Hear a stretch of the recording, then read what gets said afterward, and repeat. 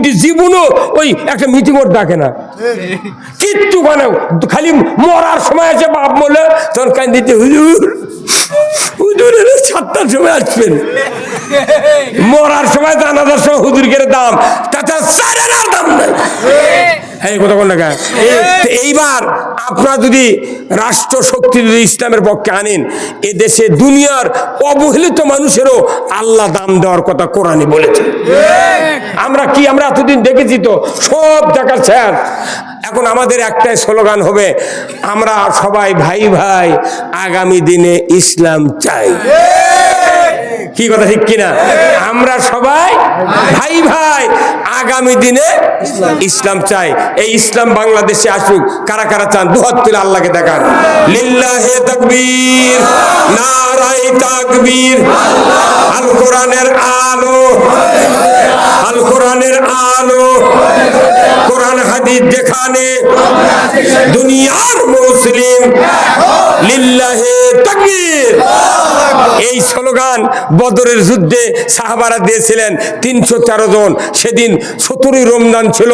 আল্লাহ তাআলার রসুলকে জানিয়ে দিলেন যে আপনারা সেহরি খেয়েছেন, ফজরের নামাজ পড়েছেন, নিয়ত করেছেন রোজার, যুদ্ধের ময়দানে যাচ্ছেন, খবরদার একজন সাহাবী আপনি সহ রোজা রাখতে পারবেন না, রোজা আছে না। তারপর খুলছে চুপুর চুপুর করে লড়ে, তার ইনকা হতে হতে হতে সে গুঁচি পর্যন্ত থাকে। কথা বলেন। আবার পুকুরে বিভিন্ন স্তরের মাছ আছে। কাতল উপরের খাদ্য খায়, সিলভার তার নিচে রুই, তারপরে কাতর মধ্যে মৃগেল। এইভাবে পুকুর সাজান আছে। আল্লাহ এক একজন এক এক যোগ্যতা দিয়েছে। কিন্তু মাহফিলে যে 5 শ্রেণীর লোক আছে, প্রত্যেকের মনত বক্তৃতা ধরান লাগবে। এই জন্য কি বক্তৃতা করলে এখানে মানুষের ইসলাম বুঝবে, এই সাহায্য আল্লাহ যদি না করে দুনিয়ার কেউ ইচ্ছা করে বক্তব্য দিতে পারে না। নবীদের কাছে ওহী পৌঁছে দিয়েছেন আল্লাহ, কিন্তু আমাদের কাছে তো আর ওহী নাই। আমরা অনেক কথা পড়ে আছি, কিন্তু হুট করে দেখবেন সবাই গেলে এক এক সময় এক এক কথা বাড়াচ্ছে। এবার করা মালিককে আল্লাহ। এখন আপনারা তো কেউ দাঁড়িয়ে কোনোদিন করেননি যে হুজুর আমার স্ত্রী নামাজ পড়ে না, বেটারা কেউ ওযু করে না, আমি মাঝে মধ্যে সিগারেট খাই। কেউ কছেন কোনোদিন? কেউ কয় না। যার মনে চাই মসজিদে যায়, নিজেই মনে করে জান্নাতি। আবার সবার গেলে মনে করে জান্নাত বসে গেছে, আলহামদুলিল্লাহ। কিন্তু আমি আপনাদেরকে বলবো, আমরা যারা বক্তৃতা করি, এই পড়াশোনা করতে হয় কিসের কারণে? শুধু আমি সহ আপনারা যাতে আল্লাহর কিয়ামতের ময়দানে যেন মুক্তি পায়। তে মুক্তির পথ হলো কোরআন। কথা ঠিক কিনা? আল্লাহ কোরআনে বলছেন, লা ইয়াস্তাবি আসহাবুন নারি ওয়া আসহাবুল জান্নাহ। একবার শর্ট কোর্স। আল্লাহ বলছেন যারা জান্নাতে যাবে তারা হবে এক ধরনের, জাহান্নামে যারা যাবে তারা হবে আরেক ধরনের। কারোর সাথে কারো মিশ হবে না। কথা বলেন। তাহলে আপনাকে সিদ্ধান্ত নিতে হবে, আমি যদি জান্নাতে যেতে চাই তাহলে এখান থেকে জান্নাতের পথ ধরতে হবে, না মরার পর ধরার সুযোগ আছে? কেউ যদি মনে করে যে মরার পর জান্নাতে যাব, এর এই চিন্তা ভুল। বাঁচা থাকতে জান্নাতে যাওয়া লাগবে। মরার পরে কোটিবার সুবহানাল্লাহ করার সুযোগ নাই, আল্লাহর আইন মানার সুযোগ নেই, নামাজ আদায় করার সুযোগ নেই। তাহলে বাঁচে থাকতে আপনাকে বলতে হবে কি যে আমি জান্নাতের পথে যাব। এখন জান্নাতের পথ কোনটি আপনি হয়তো লেখাপড়া জানেন না, আপনি বুঝতে পারবেন না।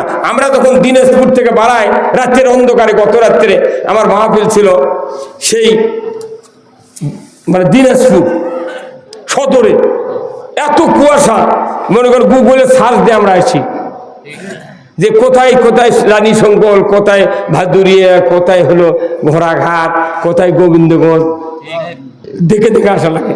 তাহলে আপনি যে জান্নাতের পথের কথা শুনলেন, আপনি যদি গুগলে সার্চ দিবেন না পারেন, তাহলে আপনার শুনে শুনে যাওয়া লাগবে। পয়লা এসে শোনা লাগবে করিরহাট, কেবা খানপুর কোথায়, ওর জাগাপুর দেওয়াগ্রাম এসে বলে কেবা তালোরা কোথায়, তালোরা এসে বলে আলতামনগর কোন দিক, আলতামনগর কেবা খিয়ালি কোথায়, তারপরে কোথায় না চৌমুনির কাছে যা ওই খানপুরের রাস্তা, শুনে শুনে আসা লাগবে। যেহেতু আমি গুগলে সার্চ দিবার পারি না, টাচ মোবাইলও নাই, তাহলে এই পৃথিবীতে জান্নাতে যাওয়ার জন্য গুগল হলো কোরআন আর রাসূলের আদর্শ। এই গুগলে যদি আপনি সার্চ না দিয়ে যদি জান্নাতে যাবার চান, এই চিন্তা দেয়া জান্নাতে যাওয়া যাবে না। তাহলে গুগলে যদি সার্চ না দিতে পারেন, তাহলে আপনার লোকের মুখে শুনে শুনে জান্নাতের পথ ধরতে হবে। কিন্তু আপনি শুনলেনও না, গুগলে সার্চও দিলেন না, আইসে করতে হুট করে হ্যাঁ তোমাকে এগুলো কর দুনিয়া লিয়েছি এবার কোন টাকা কেন ইনকে করছে না মেলা টাকা। এই 16 বছর এগুলো কষে, এখনো কেউ কেউ খবর চায়। আমি না কোষ না থাম কতক্ষণ। তাহলে কোরআন হলো জান্নাতের রাস্তার গুগল। এই কোরআন যা বলছে 1 ইঞ্চি এদিক ওদিক হবে না। হাদিস যা বলেছে এর 1 ইঞ্চি এদিক ওদিক হবে না। কোরআন আর হাদিস হলো জান্নাতের পথের গুগল, জাহান্নাম পথের গুগল। আমাকে কোরআন পড়তে হবে, যদি না পারি শুনে যেতে হবে, আলিমকে বলতে হবে, ইমামকে বলতে হবে, যারা ইসলাম জানে তাদেরকে বলতে হবে, বলো না আমার জান্নাতের পথ কোনটি বলো। কিন্তু আমাদের দেশে জান্নাতের পথের কথা বলে, এই যে আমার এই ভাই আছেন মেহমান, আমাদের সভাপতি, ইনি যদি এই পাঞ্জাবি উল্টো করে গাওয়াত দিয়ে আসে, এই পাঞ্জাবি তখন উল্টো করবে, তোর এই ডানকার বাঁকার পকেট ডানে যাবি, আর এই সাইডের 2 পকেট বাহিরে থাকবি। আমি একই বক্তৃতা হাজারো করলে আপনাকে চোখ দেবে খালি এই দিক। আরে বা কি কাম হলো রে কতক্ষণ। তার মানে হবি এই লোকটার বোধ হয় স্ত্রী বাঁচে নেই। যদি বাঁচে থাকতো তাহলে পাঞ্জাবি গাওয়াত দিতি, সে শুধরে দিত কতক্ষণ টাকা। এক পর্যায়ে তার ইমান শক্তিশালী, সে লাভ ধরে বলছে সভাপতি সাহেব আপনার পাঞ্জাবিটা সিধা করেন তো। তখন ইনি সুন্দর গে নিল নিচের দিক থেকে, আসলেই তো তাই। তখন উনি বলবেন ভাই আপনাকে ধন্যবাদ, আল্লাহ আপনার হাত দারাজ করুক, আল্লাহ আপনার অনেক দিন বাঁচে রাখুক কতক্ষণ। এটা হলো পাঞ্জাবি উল্টা ধরে দিল, তাই জন্য দোয়া হলো। তাহলে এটা হচ্ছে উল্টো হলো দেখে আমি দোয়া করলাম শুধরে দেশে। তাহলে কোরআন শরীফে আল্লাহ তাআলা সূরা ফাতিহায় বলেছেন ইহদিনাস সিরাতাল মুস্তাকিম, হে আল্লাহ তুমি আমাকে সরল সঠিক সিধা পথে পরিচালিত করো। সরল সঠিক সিধা, সরল কথাটা শিক্ষিত লোকেরা বোঝে, আর সঠিক মাঝারি শিক্ষিত, আর সিধা একে হবু সবু কথা বুঝবেন। তাহলে সরল সঠিক সিধা তিনটাই কোন একই অর্থ, কিছু শিক্ষিত লোকের জন্য মাঝারি শিক্ষিত, আর নিম্ন পর্যায়ের লোকের জন্য একে সিধা কতক্ষণ। আচ্ছা পাঞ্জাবি উল্টো হলো, তখন যদি কেউ শুধরে দেয় ওর হায়াত দারাজ করুক দোয়া করল, আল্লাহ তোমাকে ভালো করুক দোয়া করলাম। চলার পথে তখন উল্টো চলুক তুই সিধা করার কথা বলে সে বুঝছি গে দুনিয়ায় চলার পথে সিধা পথ তারাই চলবে যারা আনআমতা আলাইহিম নিয়ামত প্রাপ্ত লোকদের পথে যারা চলবে তারাই পথ ধরবে সঠিক পথ।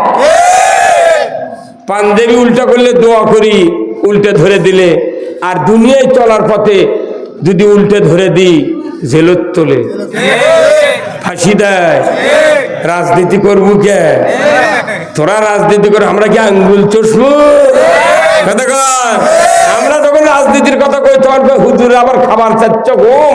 আমি বলি যে না, আমরা ঘুম খাবো না, তোদের ঘুম খাওয়া বন্ধ করবো। কি কথা ঠিক কিনা ভাইরা আমার?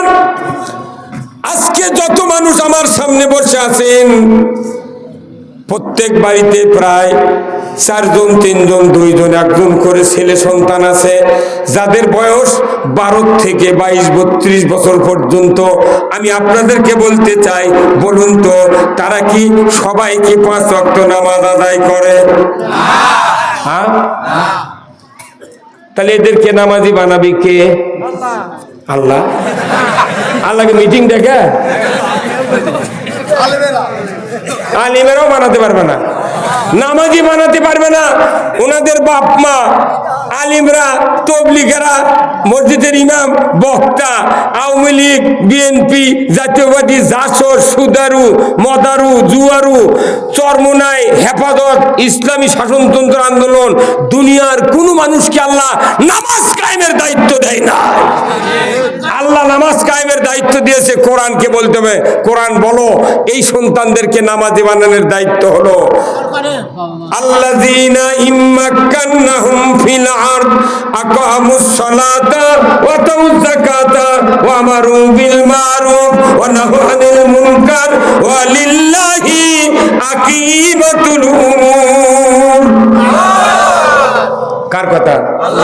সূরা আল হজ 41 নম্বর আয়াত। আল্লাহ বলছেন, ও মুসলমান, যদি তোমরা প্রধানমন্ত্রী হও, সরকার হও, প্রেসিডেন্ট হও, ক্ষমতায় যাও, 4টা আইন চালু করবে। কয় আইন?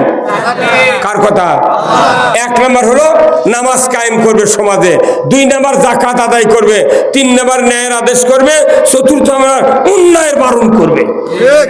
এতে আল্লাহ নিজে বলছেন এমন করে শক্ত করে, ওয়ালিল্লাহি আকিবাতুল উমুর, যে আমার পক্ষ থেকে সবচেয়ে বড় ধরনের একটা আদেশ সরকারকে দিয়ে দিলাম। মানে আল্লাহর আদেশের পরেই সরকারের আদেশও দাম দিবে মানুষ। সরকার যদি নামাজ কায়েম না করে, ওই মসজিদের ইমামের দ্বারা মুতাল্লি নামাজ পড়ে না। কি ভাই, তাই না? মুয়াজ্জিনক দিয়ে যদি নামাজ কায়েম হবি, মেলা মুয়াজ্জিন 20 বছরে আযান দিচ্ছে, গায়ের মানুষ জুম্মা দেয়, ওর আযান শুনে মুয়াজ্জিনের বেটারাই জুম্মা দেয় না। কথা কন না? তাহলে মুয়াজ্জিন আযান দিয়ে লাভ কি? কথা কন না? এই জন্য নামাজি বানাবে সরকার, এটা ব্রেনে থাকতে হবে।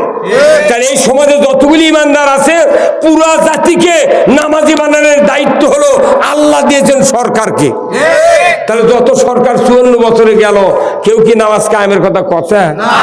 তাহলে বোঝা যাচ্ছে যে সরকার যদি নামাজ কায়েম না করে, এলে বক্তৃতা দিয়ে ওয়াজ করে জুম্মার নামাজ পড়ে আর ঈদের নামাজ পড়ে নামাজি হবে না। সেই জন্য নামাজির তুলনায় বেনামাজি কয়েক কোটি বেশি। কি ভাই, কথা ঠিক কি না? তাহলে সরকার নামাজ কায়েম করবে, আল্লাহ বলেছেন।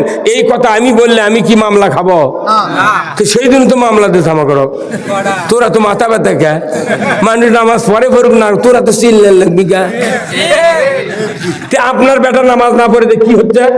এই যে যেগুলো বাপের বেটারা নামাজ পড়েনি, এই সন্তানগুলি যদি নামাজি হতো, নামাজি যদি হতো, আপনার মারা যাওয়ার পরও আপনার লাভ হতো। আল্লাহর নবী বলেছেন, দুনিয়ার কোন পিতা মাতা মারা গেল আর তার যদি নেককার নামাজি মোত্তাকি সন্তান থাকে, আমার রাসূল বলেছেন, ওই সন্তান যদি মা বাবার কবরের পাশে দাঁড়িয়ে বিসমিল্লাহ সহ একবার সূরা ফাতিহা, বিসমিল্লাহ সহ সূরা ইখলাস যদি একবার তেলাওয়াত করে, আমার রাসূল বলেছেন ওই সন্তানের নামায় আমলে 10 পারা কোরআন খতমের সওয়াব আল্লাহ তাআলা দিয়ে দেয়। একবার সূরা ফাতিহা পড়লে, একবার বিসমিল্লাহ সহ ইখলাস পড়লে 10 পারা কোরআনের খতমের সওয়াব কে দেয়? আল্লাহ। 2 বার যদি সূরা ইখলাস পড়া হয় কয় পারা? 20 পারা। 3 বার যদি পড়া হয় 1 খতমের সওয়াব। আমার নবী বলেছেন, ওই নামাজি সন্তান যদি মা বাবার কবরের পাশে দাঁড়িয়ে দোয়া করে, রব্বির হামহুমা কামা রব্বায়ানি সগীরা, যারা এই সন্তানকে নামাজি বানায় কবরে যাবে, ওই সন্তান যদি আল্লাহর কাছে দোয়া করে, আমার নবী বলেছেন 40 দিন ওই পিতামাতার কবরের আযাব আল্লাহ মাফ করে দেয়। সুবহানাল্লাহ। মাইকে ডাউন হাজাকে কি হবে? আমার দাওয়াত দিলে মাইক আনা লাগি ফাটাফাটি মাইক। কতক্ষণ টাকা না, বাইরে খুব আওয়াজ, বুঝছেন? এত স্পষ্ট এই মাইকের আওয়াজ। আমি কয়েকজন ভাইন মাইক, কিন্তু এটি এসে সমস্যাতে ভেতরে। এখানকার লোক কথা বুঝান তো, বাইরে যারা আছে ওরা ঘুম পারুক। কি ভাই, বাহিরে শুনে লাভ হবে না, শুনে লাগবে মাহফিলের প্যান্ডেলের লোক। এই কয়জন লোক যদি খালি মাথা ঠিক হয়, গোটা ডুবছে আদম দিকে দখল। আপনার কি জান্নাত চান না?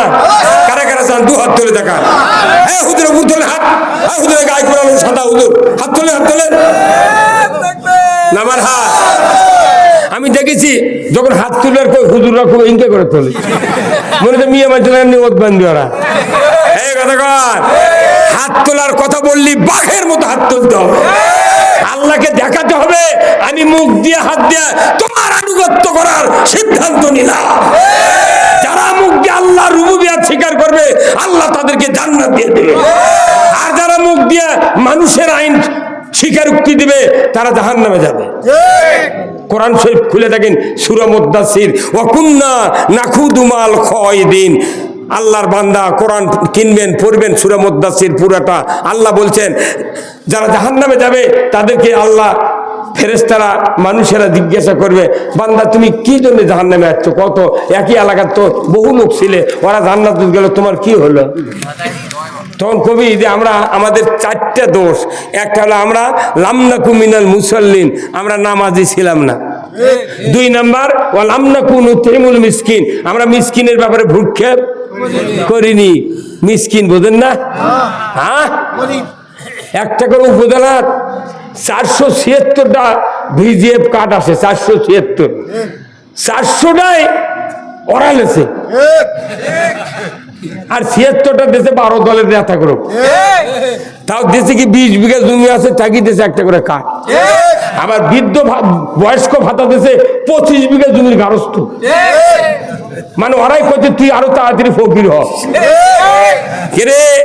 আবার চাউল দিছে 6 দ্বারা কার্ডের দেশে চাউল, ওই চাউল আবার ওই বোর্ডের ঘরতে কিনবে গেছে একদম, আর ওরা ওটি বেচিচ্ছে। তখন চেয়ারম্যান, আল্লাহর আইন যদি থাকতো, চেয়ারম্যান বলতো যে তুমি চাউল বেচিচ্ছ কারণ কি? কোথায় আমি মোটা চাউলে ভাত খাবার পারি না। তাহলে তোর বাড়ি ছেনো চাউল আছে, তোর চাউল আছে, তুই কাটলে যুগে তুই যা পাশু পাশু এই বাড়ির শেষ। এটা আমরা দেখবো কার বাড়ির ভাত নাই, চাল নাই। যার বাড়ির চাল নাই সেই চালের কার্ড বেচতে পারবে না। জাতির কাছে যদি এই সুস্থ বন্টন নামা থাকতো, এ দেশের গরিব মানুষেরা ভাত পাচ্ছে না, দলীয় লোকদেরকে কার্ড দিয়ে, টিকিট দিয়ে, চাউল দিয়ে হাট বাজার করে খাওয়ার জন্য পথ করে দিচ্ছে।